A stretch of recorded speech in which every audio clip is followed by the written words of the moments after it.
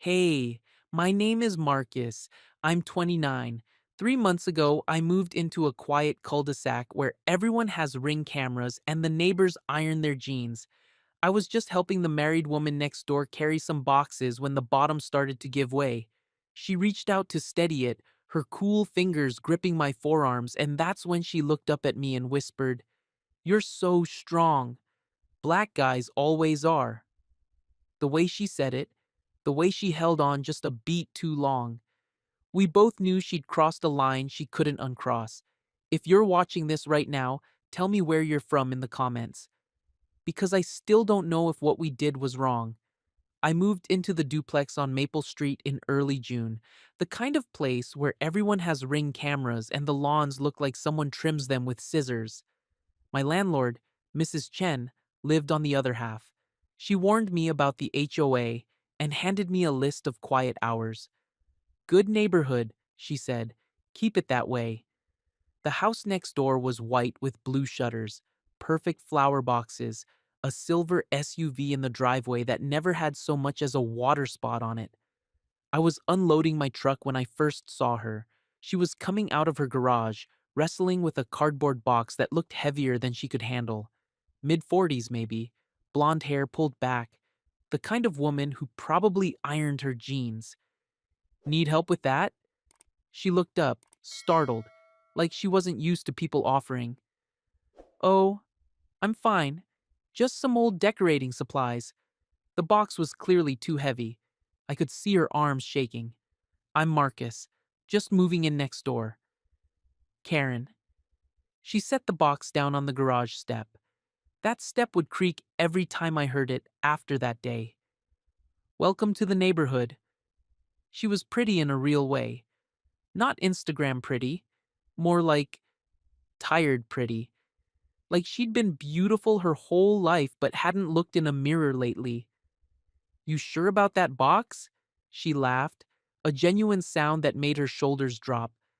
"You know what? Yes. Please."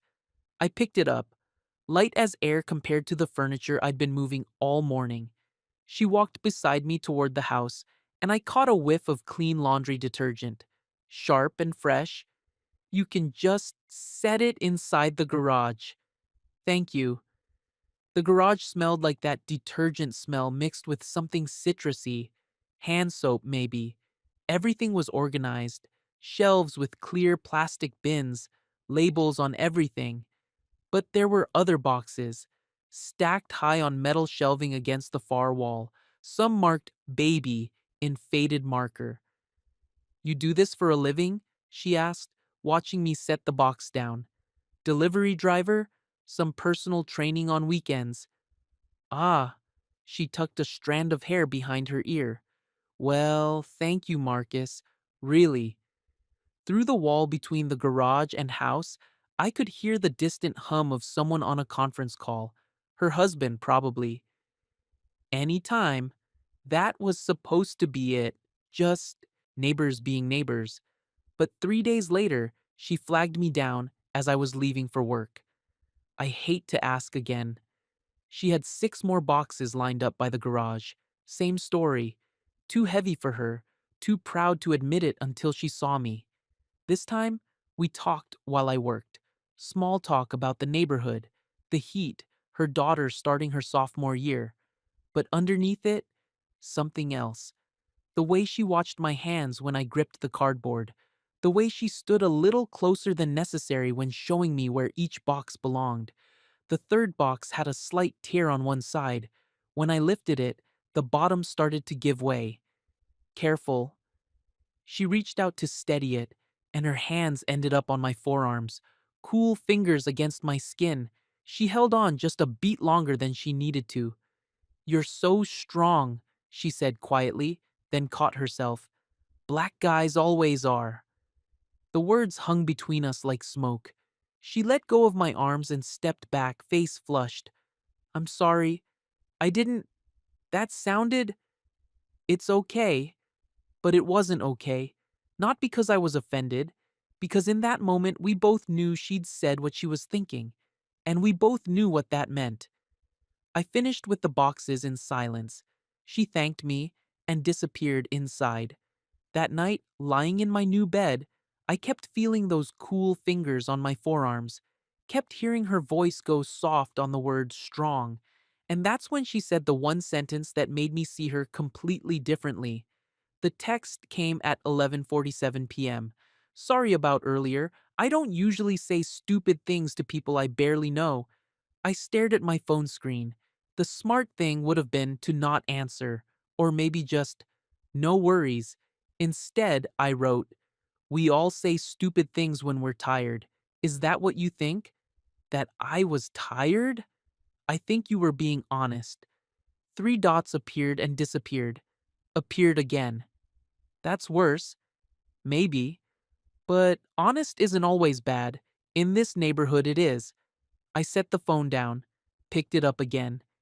You don't seem like you fit here. What makes you say that? The way you apologized. Most people around here don't apologize for anything. You've been here 3 days. How would you know? I've delivered packages here before. Trust me. Another long pause. Can I ask you something? Sure. Why did you really help me with those boxes? I thought about lying, about saying I was just being neighborly, because you looked like you'd been carrying heavy things by yourself for a long time. She didn't answer for 20 minutes. I was starting to think I'd gone too far. Then, you're not wrong. That was the beginning of everything. Over the next 2 weeks, the texts became routine. Nothing inappropriate, just connection. She told me about her daughter Lily being moody about starting high school, about her husband Greg working from home but somehow never being present, about how she'd started an interior decorating business that mostly meant rearranging rich women's throw pillows. I told her about growing up with a single mom who worked 3 jobs, about delivering packages to houses I'd never be able to afford, about training people who paid me more for an hour than I made all day driving.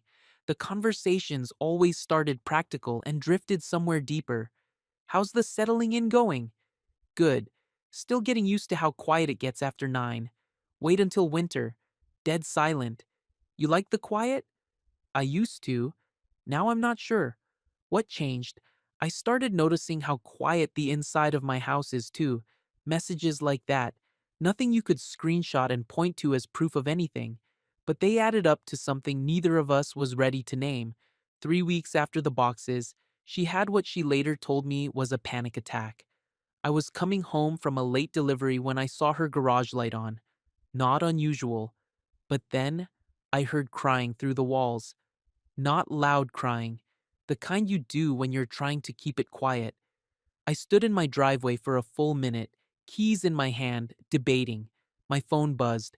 I can't breathe. That's all it said. I walked over and knocked on the garage door. Soft, so I wouldn't wake anyone else. Karen? The crying stopped. Don't, don't come in. Greg's asleep. Can you come out? The side door to the garage cracked open. She slipped out in pajamas and a robe, hair messy, eyes red. I'm fine. Sometimes I can't. When's the last time you ate? I don't. What? You're shaking. When did you last eat? She looked down at her hands like she was surprised to see them trembling. Breakfast, maybe? It was almost midnight. Stay here. I jogged back to my place and grabbed a protein bar and a bottle of water. When I came back, she was sitting on the curb between our driveways, arms wrapped around her knees. Eat this. I'm not hungry. Eat it anyway. She took small bites, like she'd forgotten how. I sat next to her, far enough away that we weren't touching, but close enough that I could hear her breathing even out. This is embarrassing, she whispered. No, it's not. I'm a grown woman having a breakdown in my driveway. You're a grown woman who needed help. There's a difference. We sat there until she finished the protein bar. The sprinklers came on across the street at Mrs. Patel's house. Soft hiss of water hitting leaves. I should go in, but she didn't move. Can I ask what triggered it? She was quiet so long I thought she wasn't going to answer. Lily asked me what I wanted to be when I grew up, and I realized I don't know. I used to know. But somewhere along the way, I just stopped having wants that were mine. What did you tell her? That I wanted to be her mom, which is true, but it's not complete. A car turned into the cul-de-sac, headlights sweeping across us. We both tensed until it passed. I should go. This time she stood up. Thank you for helping. Anytime? She started toward her door, then turned back. Marcus? Yeah? That thing I said about you being strong because you're black. Karen, I keep thinking about it, about how easy it was to say something like that. Like you're not just you, I am just me. I know. That's what makes it worse. She went inside. I sat on the curb for another 10 minutes, listening to the distant hum of Greg's conference call through their bedroom window. That night changed something. The texts got more frequent, more honest. How do you know when you're lying to yourself? About what? Everything. Whether you're happy, whether your marriage is what you thought it would be, whether the person you see in the mirror is who you want to be. I think when you start asking the question, you already know the answer. That's what I was afraid you'd say. What would happen if you stopped lying? My whole life would fall apart. Would that be bad? I don't know. And that's the scariest part. The furniture delivery happened on a Thursday in July. Karen had ordered a new bookshelf for Lily's room. The delivery guys couldn't get it up the narrow staircase, so they left it in the garage. She texted me around noon. Random favor request? What do you need? Help getting a bookshelf upstairs? The delivery guys said it was impossible, but I think they just didn't want to try. Be there in 10. Greg's car was gone, probably at some client lunch that would last until evening. The bookshelf was heavy but manageable if you knew how to angle it. We got it upstairs in 2 trips, me handling the bulk of the weight, her guiding and spotting. Lily's room was exactly what you'd expect from a smart 15-year-old. Books everywhere, art supplies, a bulletin board covered in photos and concert tickets. She's artistic like you, I said, nodding at a sketch tacked to the wall. How do you know I'm artistic? The way you organize those boxes, the way you notice things. Most people just stack stuff. You create order. She looked at me differently then, like I'd said something nobody had ever said before. We were maneuvering the bookshelf against the wall when her phone rang. Greg. Hi, honey. No, I'm just getting Lily's room organized. The bookshelf came today. She was standing close to me, both of us still holding the bookshelf in place. I could smell that citrus scent on her hands. What? No, the delivery guys couldn't get it upstairs. I handled it. Her eyes met mine. A tiny lie. Not, I handled it. I handled it. With help she wasn't mentioning. Okay, yes, I'll start dinner soon. Love you too. She hung up. You didn't mention I was here. It didn't come up, but we both knew that wasn't true. We finished setting up the bookshelf in silence. When it was done, we both stood back to admire it. Perfect fit, like it belonged there. Thank you, she said. I owe you dinner or something. You don't owe me anything. I know, but I want to do something nice for you. The way she said want made my stomach flip. Karen, I know, she said quickly. I know this is complicated. Complicated. Like that covered it. We were standing in her daughter's bedroom, both of us pretending this was just about furniture, both of us knowing it wasn't. I should go. Yeah, you should. But neither of us moved. That's when we heard the front door slam. Mom? Whose truck is in the driveway? Lily's voice getting closer. Footsteps on the stairs. Karen's eyes went wide. I looked around the room, realizing how this would look. Her married, me in her daughter's bedroom, both of us standing too close to each other. In here, honey, Karen called out, voice bright and fake. Lily appeared in the doorway, backpack over one shoulder, taking in the scene. Me, her mom, the new bookshelf. Oh, hey. She looked at me with the careful, neutral expression teenagers perfect. You're the neighbor guy. Marcus, I helped your mom get this upstairs. Cool. She dropped her backpack and ran her hand along the bookshelf. It looks good. But her eyes flicked between her mom and me, calculating, taking notes. I'll let you guys get settled, I said. Karen, if you need anything else, thank you. Really. I headed for the stairs, hearing Lily ask, how come Dad didn't help with this? I didn't stick around to hear the answer. That evening, my phone stayed quiet until almost 11 p.m. I think Lily suspects something. Suspects what? We moved a bookshelf. It's not what we did.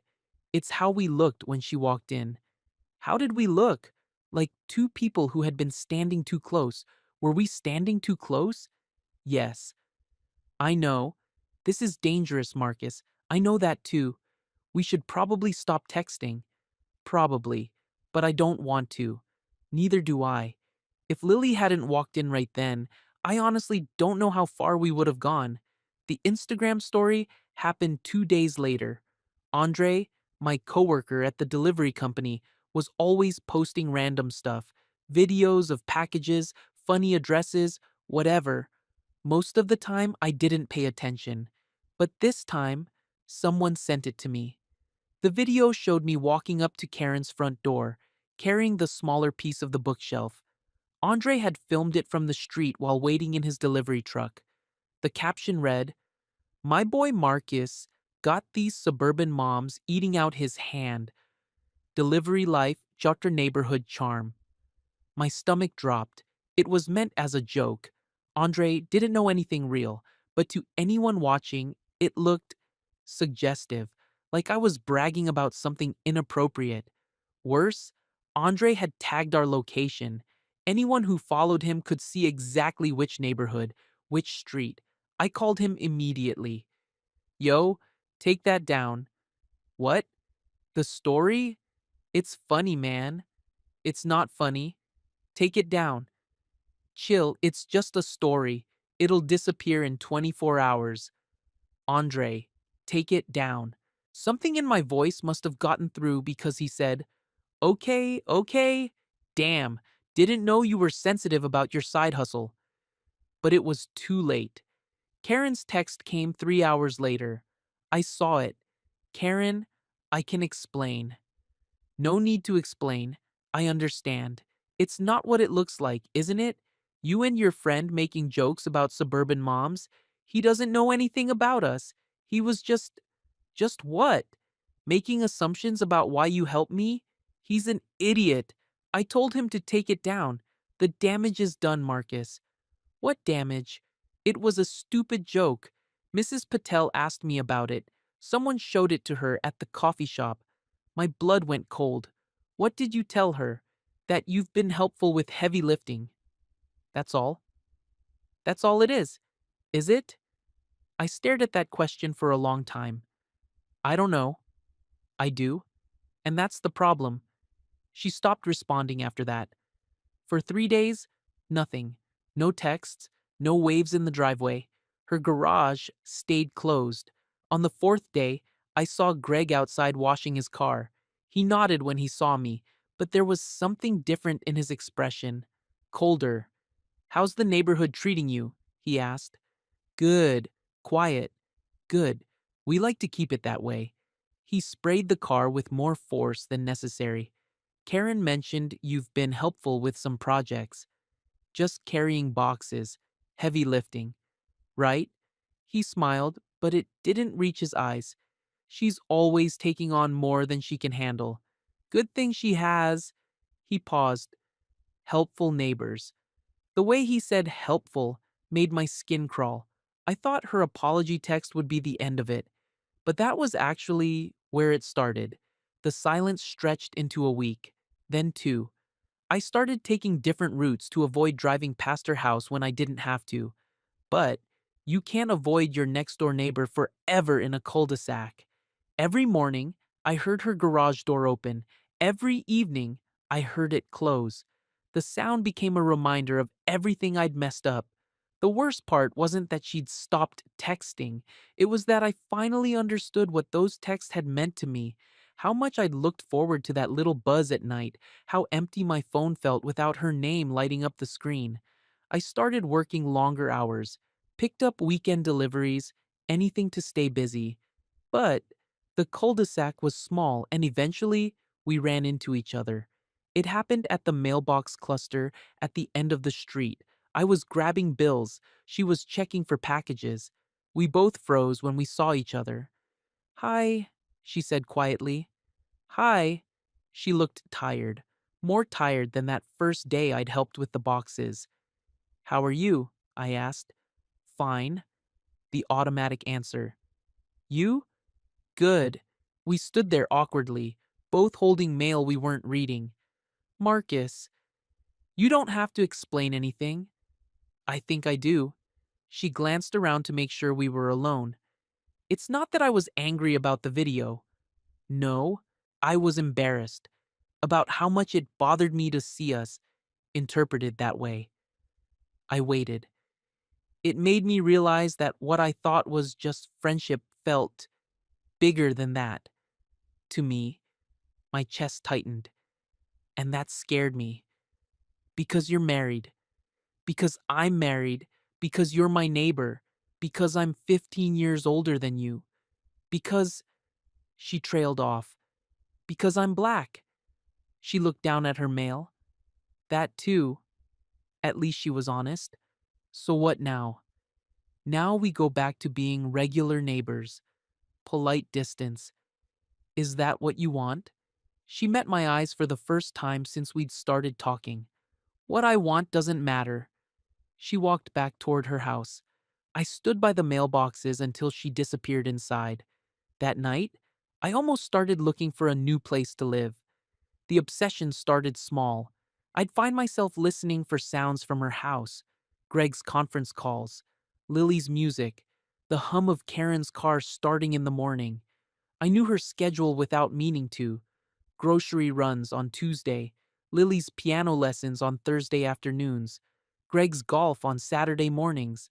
Sometimes I'd time my own errands to catch glimpses of her, nothing creepy, just a wave across the driveway, a nod when she was watering her flowers. But I was fooling myself. It wasn't casual anymore. The loneliness hit harder than I expected. I'd gotten used to having someone who actually listened, someone who asked how my day went and cared about the answer. I tried dating, downloaded apps, went on a few coffee dates with women closer to my own age, but they all felt shallow compared to those late night conversations with Karen. They didn't know what it was like to feel stuck, to want something different but be afraid to reach for it. 3 weeks into the silence, Mrs. Patel stopped me while I was taking out trash. You seem quiet lately, dear. Mrs. Patel was one of those neighborhood fixtures who somehow knew everyone's business without being gossipy about it.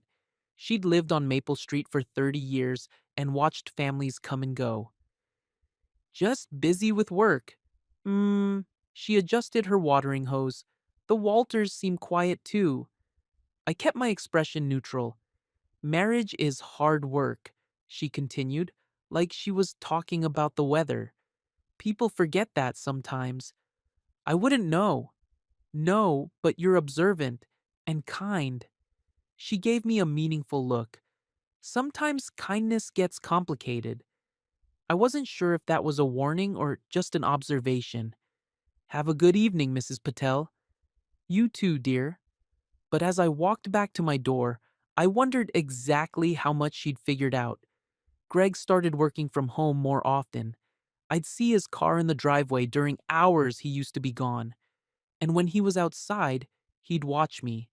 Nothing obvious, just aware. One Saturday morning, he was washing that silver SUV again when I came back from a training session. He waved me over. Marcus, right? Yeah, Greg Walters. We'd been introduced before, but he said it like this was the first time. I don't think we've really talked. Not much. How long you planning to stay in the duplex? Strange question. My lease runs through next spring. And then? Haven't decided yet.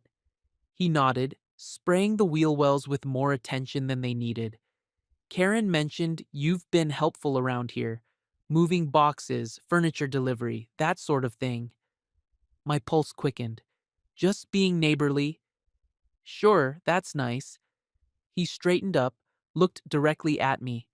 She doesn't always think about how things might look, you know? She's trusting that way. The message was clear without being said outright. I understand. Good, good. He went back to washing. Anyway, nice talking to you.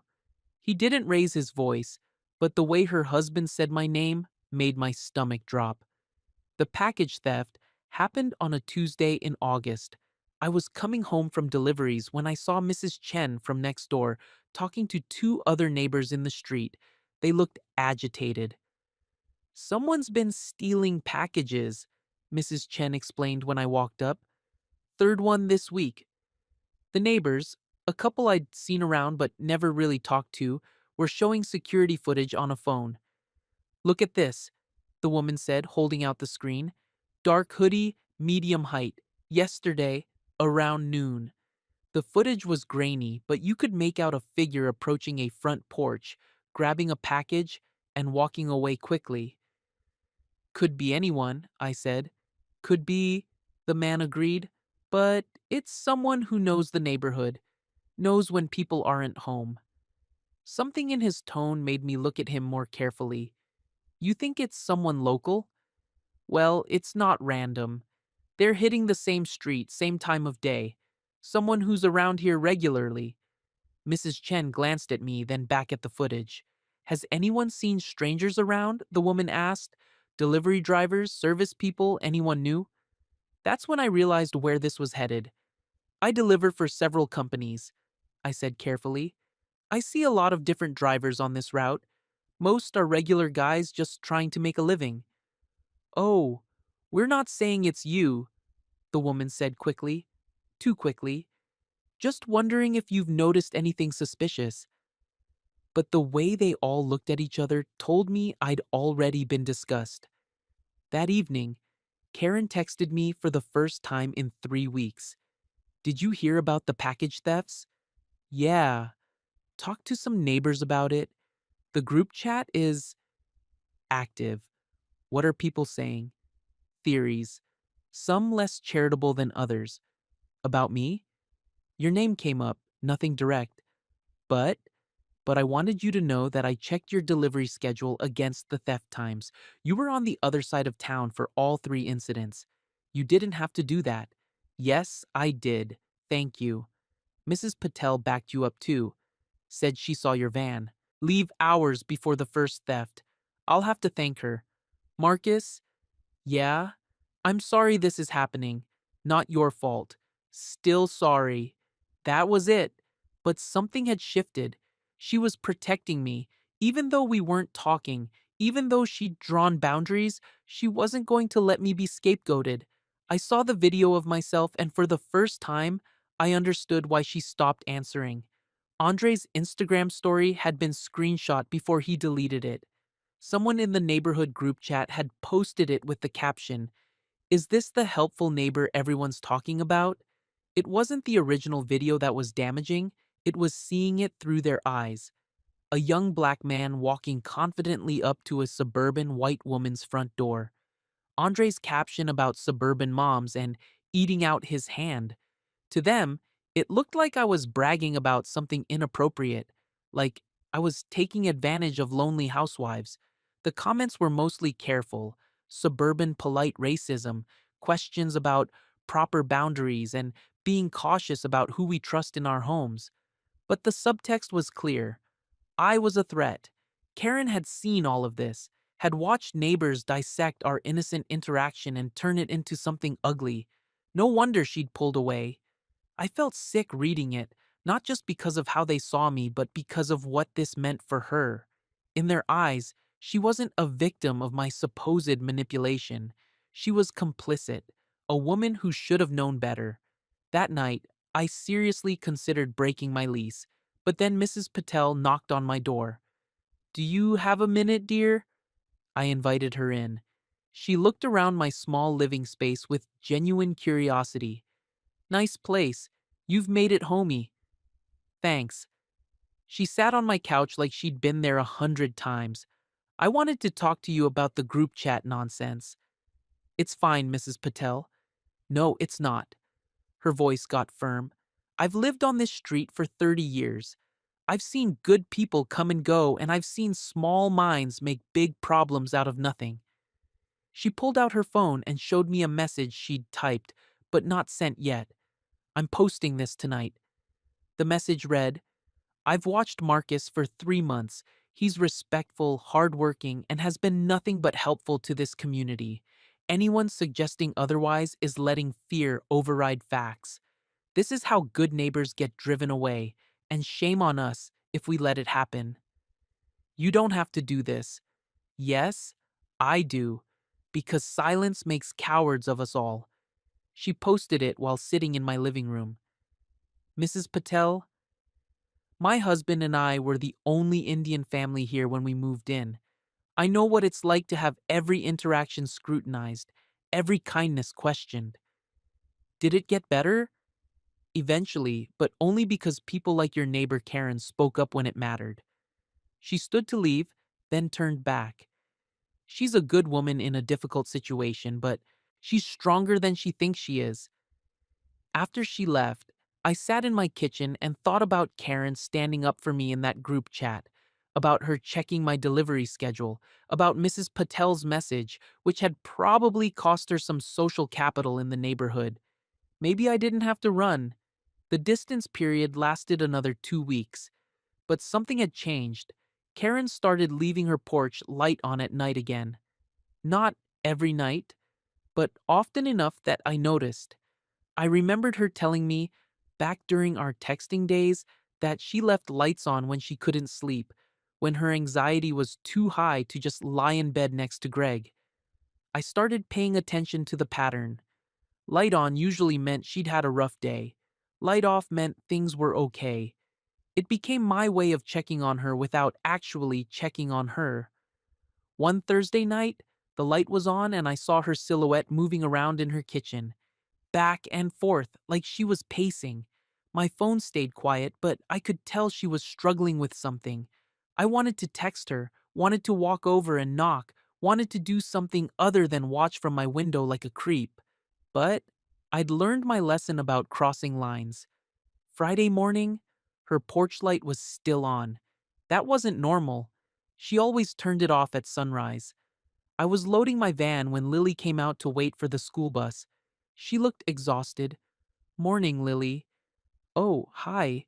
She glanced back at the house. My mom's. She's having a weird week.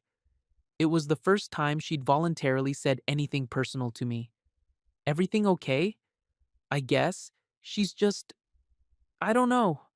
Sad about something.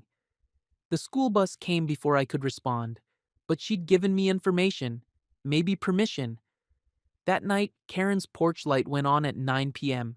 At 10, I saw her silhouette in the kitchen window again. Same restless pacing. At 11, the light blinked off and on 3 times. I told myself it could have been nothing, but then it blinked again. I stood at my own window, heart pounding, trying to decide if I was reading too much into it. The light went off, stayed off for 2 minutes, then came back on and stayed on. That's when I knew it wasn't random. I grabbed my keys and walked outside. The cul-de-sac was quiet. Mrs. Patel's house was dark. No cars moving. Perfect suburban silence except for the distant hum of sprinklers. I walked to the edge of our shared property line and looked up at Karen's house. Her bedroom window was dark, but I could see a glow from downstairs. The porch light blinked twice, and I knew it wasn't an accident. I walked up to her front door, raised my hand to knock, and realized I was shaking. Before my knuckles actually touched the wood, the door cracked open. "Did anyone see you come over?" she whispered. "No." She stepped outside in pajamas and a robe, closing the door softly behind her. We sat on her front step, leaving careful space between us. I saw the group chat messages, she said quietly. All of them. I figured. I'm sorry about the video, about how people reacted. You don't control other people. No, but I could have handled it better. She pulled her robe tighter. I should have just talked to you instead of disappearing. You were protecting yourself and your family. Was I? Or was I just scared? I didn't have an answer for that. Greg knows something's been different, she continued. He doesn't know what, but he's watching, asking questions. What kind of questions? About my mood, about why I'm on my phone more, about you. What do you tell him? The truth, that you've been helpful around the neighborhood, that you're a good neighbor. But, but he's not stupid. He can tell there's something I'm not saying. We sat in silence for a minute. The sprinklers across the street clicked on, that familiar soft hiss of water hitting leaves. Karen, I know what you're going to say. Do you? That this is too complicated, that we should go back to being strangers. Is that what you think I should say? She looked at me for the first time since we'd sat down. It's what the smart version of me would want you to say. What does the not smart version want? She was quiet for so long I thought she wasn't going to answer. She wants to know if you miss talking to me as much as I miss talking to you. I did. She wants to know if this is just about being bored, or lonely, or if there's something real here. It's real. She wants to know what happens next. What do you think happens next? I think, she took a shaky breath. I think we figure out how to care about each other without destroying everything else. Is that possible? I don't know, but I want to try. She reached out and put her hand over mine on the step, just for a second, then pulled back. I can't lose my family, Marcus, but I can't pretend you don't matter either. So what does that look like? Careful, respectful, real, but boundaried. I can do careful. Can you do distant enough that Greg stops watching, if that's what you need? It is. She stood up. I should go back inside. Karen? Yeah? I never hated you for pulling away. I understood. Thank you for saying that. She went inside. I sat on her step for another few minutes, processing what had just happened. We'd crossed back over the line, but this time, we'd talked about where the line was. The next morning, for the first time in weeks, her porch light went off at sunrise like normal. Over the next month, we figured out our new normal. Brief conversations in the driveway about weather and neighborhood news, always in clear view of the street, occasional texts about practical things, package deliveries, scheduling for Lily's school events, nothing that couldn't be screenshot and shown to a husband. But underneath the careful distance, there was understanding. She'd leave her porch light on when she needed to know someone was paying attention. I'd find reasons to check my mail or take out trash when I saw it. We never talked about feelings again, never sat alone together, never touched. But when Mrs. Henderson's cat went missing and Karen organized a neighborhood search, I showed up. When my van broke down and I had to walk to work for 3 days, she offered rides that I politely declined. Small gestures, respectful care. Greg's surveillance gradually relaxed. Lily started saying hi when she saw me, normal teenager friendliness instead of suspicious observation. The cul-de-sac settled back into routine. But some things had changed permanently. I paid more attention to the sounds from her house, the rhythm of their family life, whether conversations seemed tense or normal. She'd wave from her kitchen window when she saw me in my driveway. Not flirtation, just acknowledgement. We existed in each other's peripheral vision in a way that felt both careful and intimate. One evening in late September, I was coming home from a training session when I saw her garage door open and Karen standing on that creaking step, staring up at the high shelves. The baby boxes were still there, untouched since the first day I'd seen them. She didn't notice me at first, just stood there looking up with an expression I couldn't read. I could have gone inside my place without saying anything. Probably should have. Instead, I walked over. Need help with something? She startled, then smiled, a real smile. Just thinking. About? She nodded toward the boxes. What to do with those? What's stopping you? I don't know, fear maybe, of admitting it's time to let go. Of what? The idea that I might want more kids someday. The idea that this phase of my life isn't finished. We stood there looking at the boxes together. Want me to get them down? She shook her head. Not yet. Some things are mine to carry. I understood. But thank you for asking. I started to leave, then turned back. Karen? Yeah? For what it's worth, you don't seem finished to me. What do you mean? You seem like someone who's still becoming who you're supposed to be. She looked at me for a long moment. That's either the nicest thing anyone said to me in years, or the scariest. Maybe both. Maybe. I went home. She stayed in the garage for another hour, but she didn't touch the boxes. That night, her porch light stayed off, but I could see the glow from her kitchen window until almost midnight. The lease renewal notice came in October, 6 months until decision time. Stay or go. I'd put down roots without meaning to. Regular clients, familiar routes, the comfort of knowing which neighbor had noisy garbage pickup and which one always left packages for the wrong address. And Karen. Not the fantasy of her, the reality. A complicated woman in a complicated situation who'd somehow become part of my daily landscape. I thought about what it would mean to leave, to pack up my small life and start over somewhere else, to never again hear her garage door open in the morning or see her silhouette moving around her kitchen at night. The idea made me sadder than I expected, but I also thought about staying, about years of careful distance and peripheral care, about watching her family grow and change while staying forever on the outside. Both options felt like a kind of loss. A few days later, I ran into her at the grocery store. Pure coincidence. I was grabbing coffee. She was doing the weekly shop. Hi, stranger. Hi, yourself.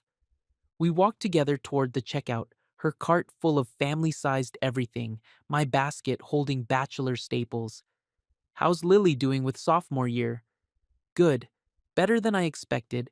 She's making friends, keeping up with school. Karen paused. She asked about you the other day. Yeah? She said you seemed sad lately. Asked if everything was okay. What did you tell her? That sometimes adults go through quiet periods, that it doesn't necessarily mean anything's wrong. Smart answer? She's observant, takes after someone I know. We got in line behind an elderly man buying cat food and lottery tickets. Marcus? Yeah? Are you thinking about leaving? The question surprised me. What makes you ask that?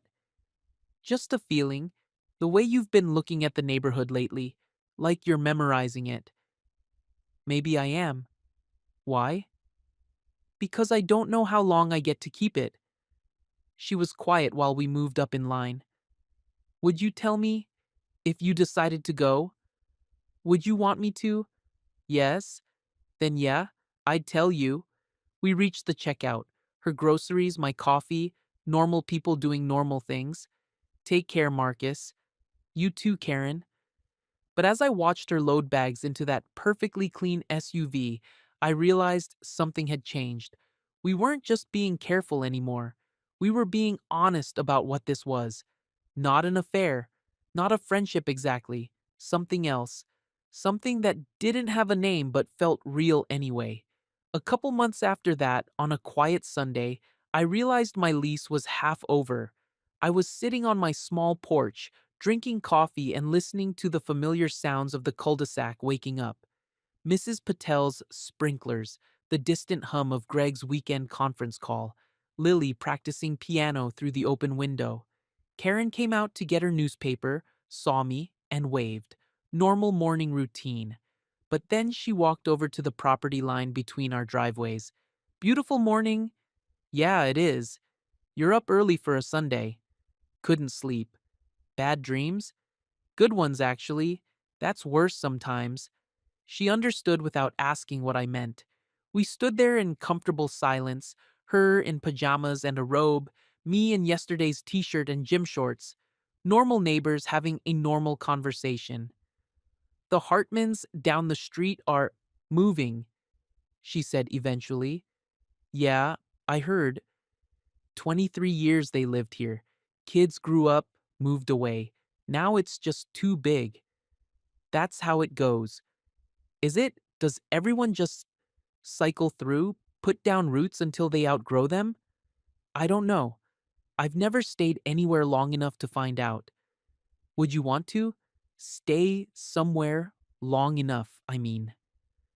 I looked at her house, at the garage where we'd shared our first real conversation, at the step where we'd sat that night and figured out how to care about each other carefully. Yeah, I think I would. Good, she said quietly. Everyone should have a place that feels like home. She went back inside. I finished my coffee. Later that afternoon, I saw her garage door open. She was organizing shelves, moving boxes around, but the baby boxes stayed on the top shelf, untouched. I walked over. Need help with anything? Just reorganizing, spring cleaning in December. Want me to get those down? I nodded toward the baby boxes. She looked up at them, then back at me. Not yet. Some things are mine to carry. I understood. But thank you for asking. As I walked back to my place, I caught that familiar scent of clean laundry detergent and citrus hand soap. The garage step creaked under my feet one last time. I realized I'd been carrying something heavy too. The weight of wondering what would happen between us. The weight of wanting something I couldn't have. Not completely. But maybe that was okay. Maybe some things were meant to be carried, not resolved. Sometimes the heaviest boxes you carry for someone are the ones you both agree to set back down before they crush you, even if a part of you will always wonder what was inside.